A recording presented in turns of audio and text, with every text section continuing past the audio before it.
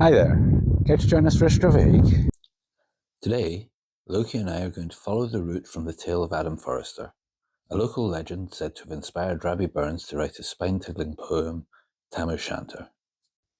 It is known that Rabbi Burns had friends in the area. He would stay nearby and would have heard the tale of Adam Forrester. We are starting here in the midtown of Dalry, at the possible location of the inn where the story begins. I tell the tale of Adam Forrester in an upcoming video just in time for Halloween, so keep an eye out for it in the coming days. We will go down the village to the town hall, then follow a track between the Kirk and Dalry motte with a quick visit to the churchyard. From there, we will pass over the Water of Ken and walk across the Holm of Craiggubble. We'll go up Waterside Hill to the shoulder where the score, which is a circle drawn on the ground by Adam Forrester in the story, can be found.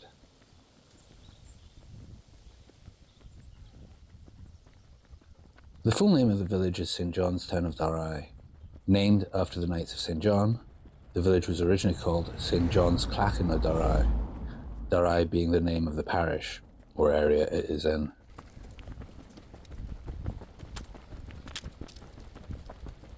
The Pentland Rising, which took place in 1666, started in Dalry by local Covenanters, members of a religious and political group who rose up in support of the Church of Scotland against the Crown in the 17th century and resulted in the Battle of Rullion Green in the Pentland Hills near Edinburgh.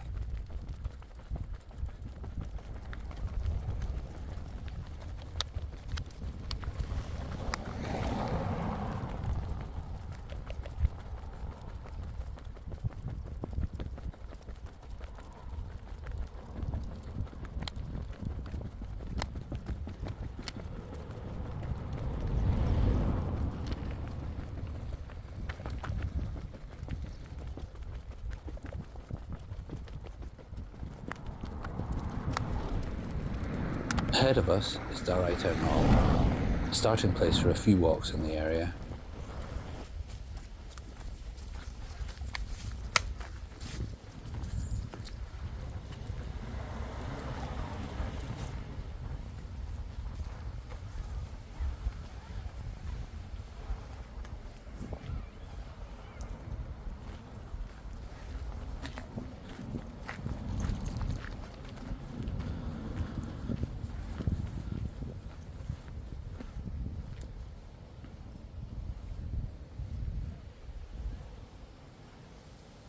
There is a rest area just off to our left, with a bench and a nice view across the courtyard and fields.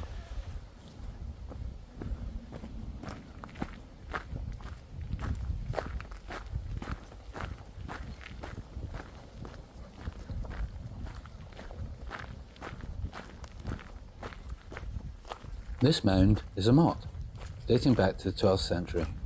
Another local legend tells of a white snake that took over the motte and terrorised the locals.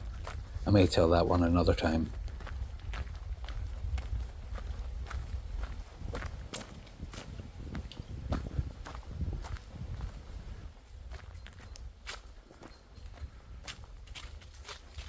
The wall on the left probably did not exist in the time of the Adam Forrester tale.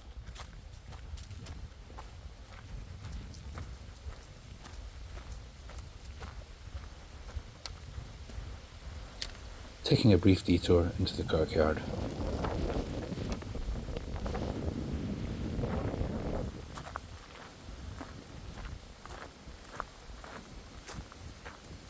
This is thought to be the third church on this site, with records showing that there was a church here in 1427. This iteration was completed in 1831 and is based on designs by local builder-architect William McCandlish. The church in the Adam Forrester tale would have been the one that was here previously.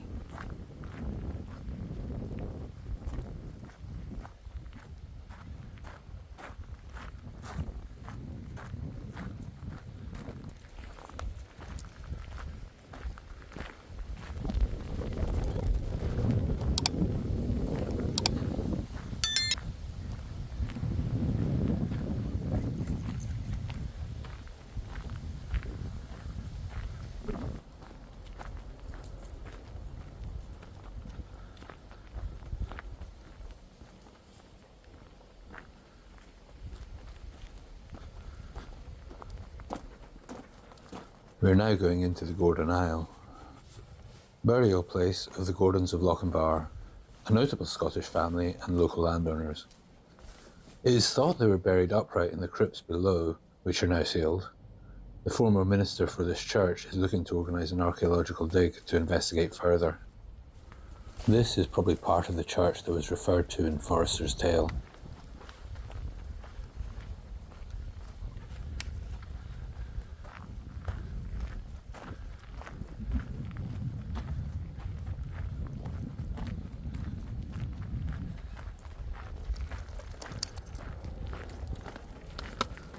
There are also some Covenanters buried here, members of the group I mentioned previously.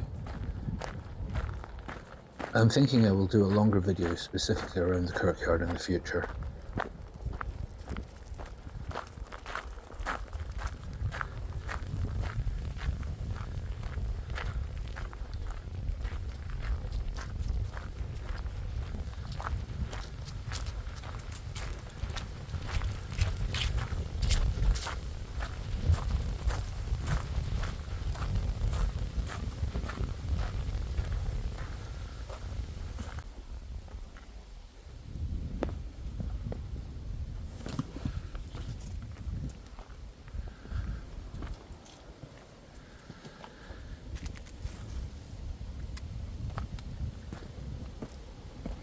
Back onto our main walk.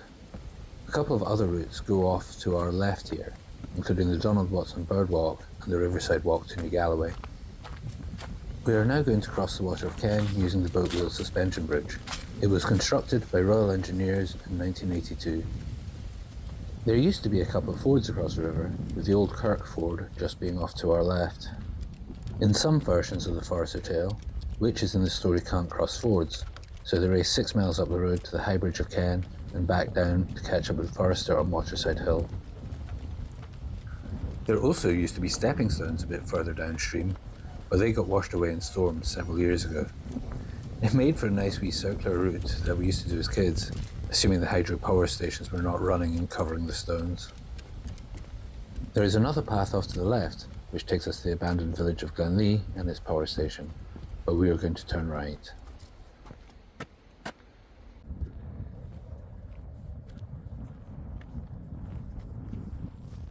During the summer, this is a nice wee spot to go swimming, and Loki always loves to go for a dip. But there are sheep in the field, so that won't be happening today. Speaking of which, good time for your reminder to always follow the Scottish Outdoor Access Code. I will leave a link in the description.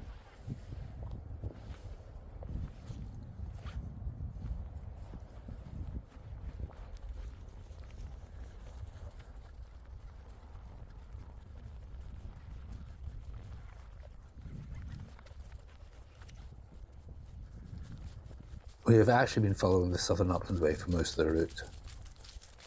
The Southern Upland Way is a 343 kilometre, 217 mile route running from Port Patrick on the west coast across southern Scotland to Coburn's Path on the east coast.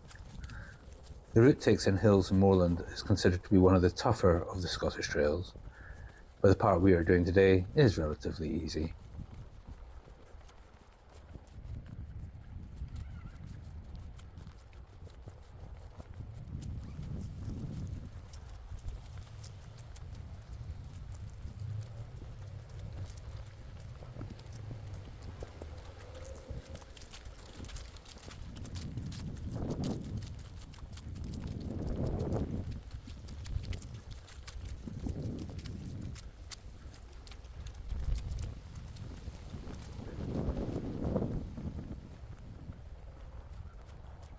Quite often see a heron along the river and red kites overhead. The herons around here are quite wary, but it's always nice to see them, even if it's sometimes just a quick glimpse. It's great to see the red kites as well. They were not around here when I was a kid.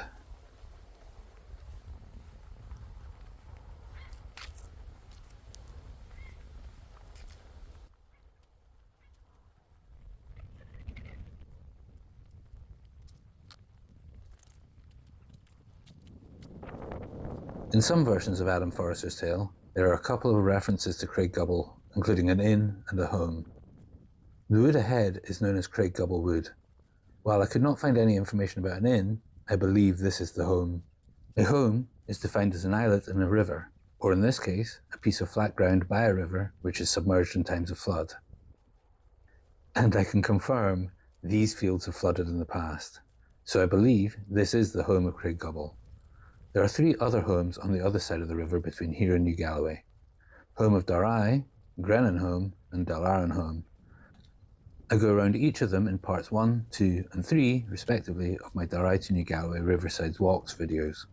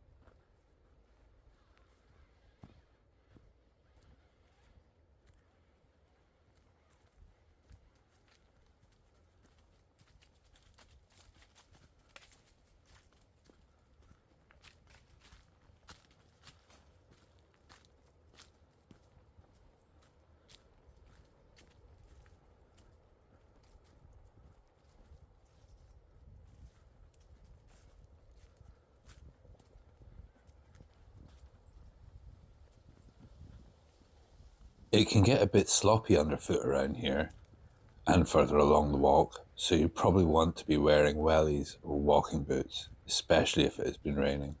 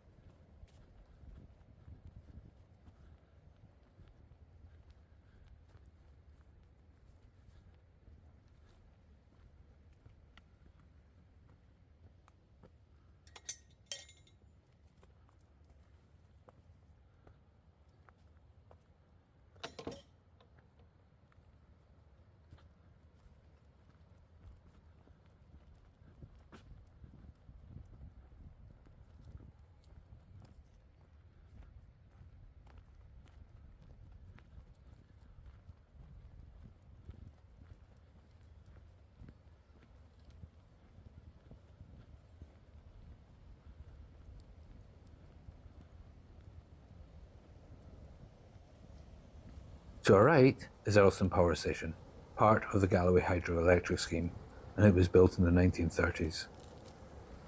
That is a fish ladder running down the side of it,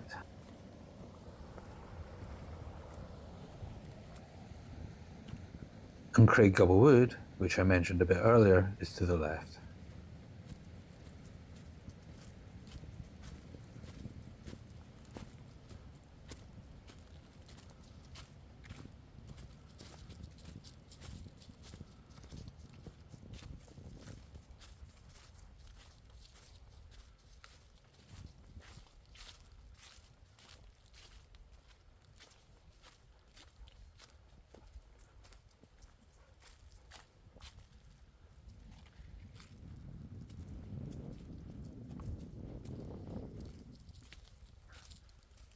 The entire hill is fenced in due to tree planting.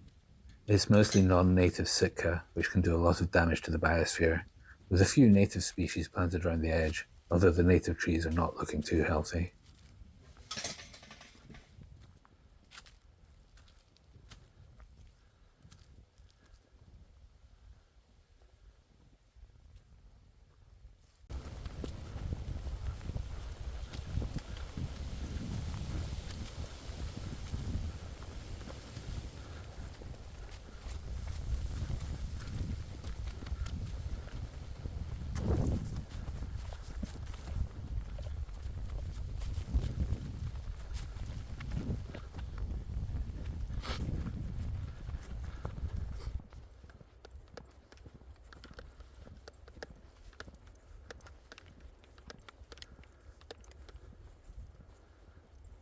There used to be another path that went over the side of the hill.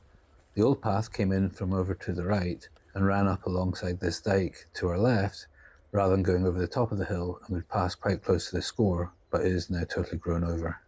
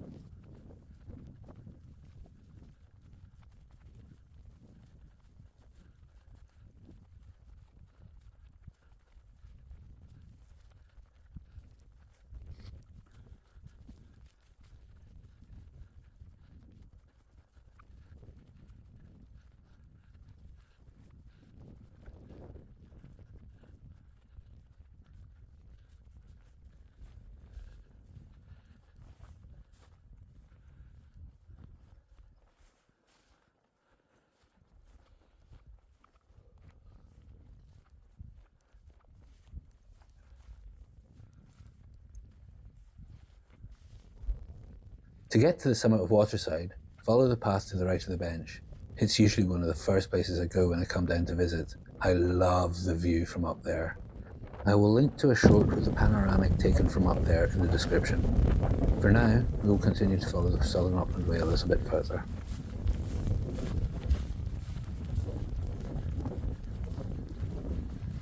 This is the steepest section of the trail. In the rain, it can get a bit sketchy, so please be careful when going down here.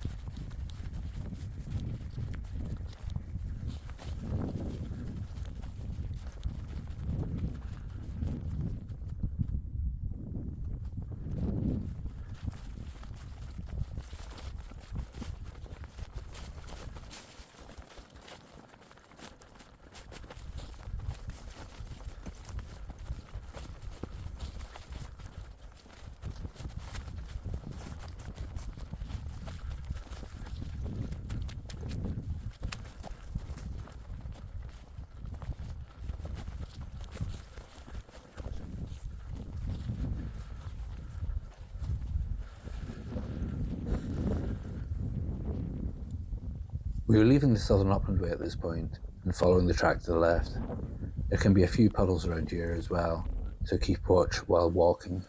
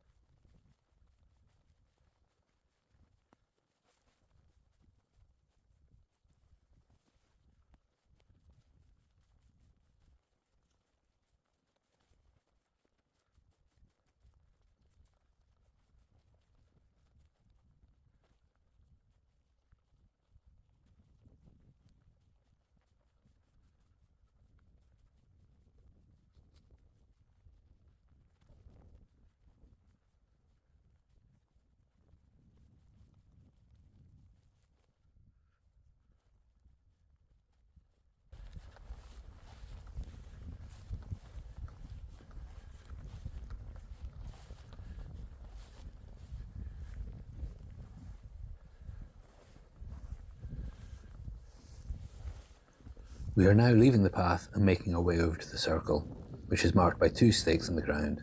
It can be tricky to spot when the grass is long.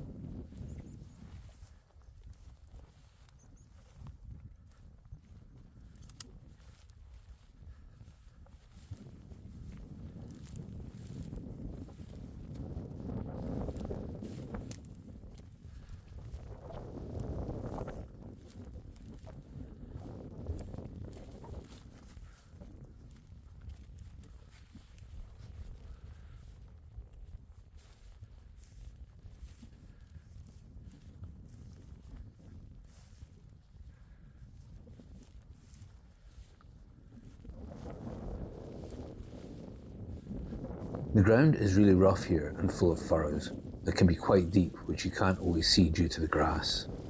I may have flooded a welly before while walking around here, and Loki actually went face first into one of the furrows on our way out. Sadly, I didn't catch it on camera. He was fine, just a bit of grass on his snout.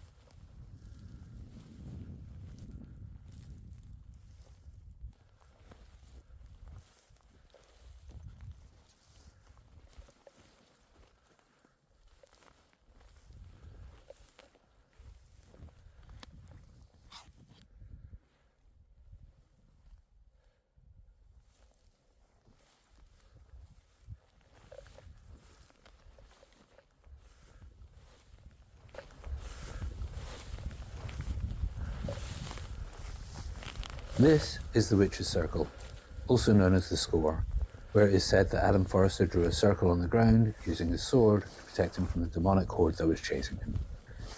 In the past, this area was cleaned up around Halloween, but I'm not sure if anybody is doing that anymore. If you know otherwise, please let me know in the comments.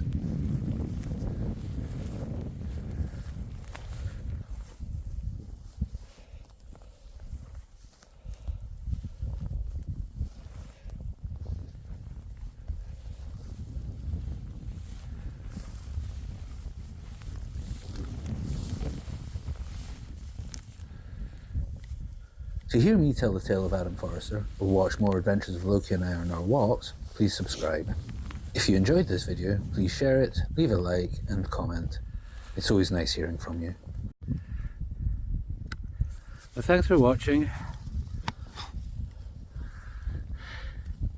Hope you can join us for another Stravig in the future. I think Loki's trying to get protection in the witch's circle here. Could we lie down? Alright, boy?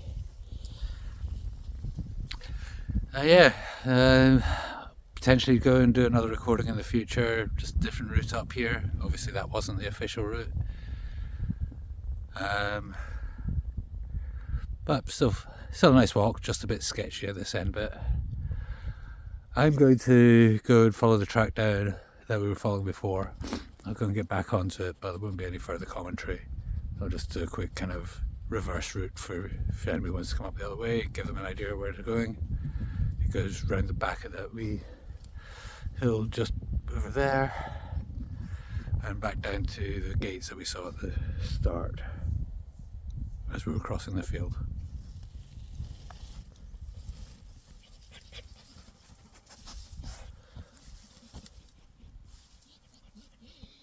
You ready to carry on walking?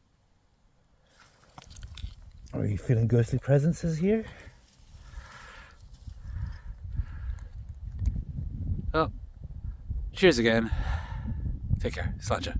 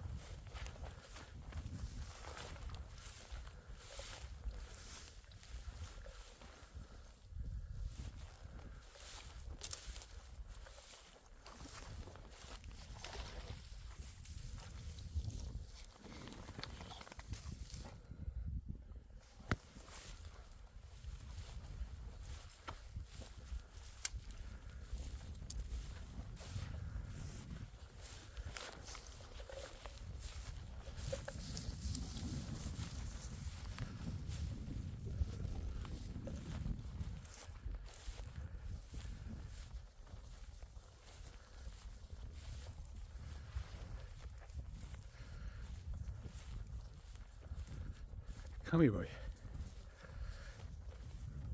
Look, let's get that grass off your nose.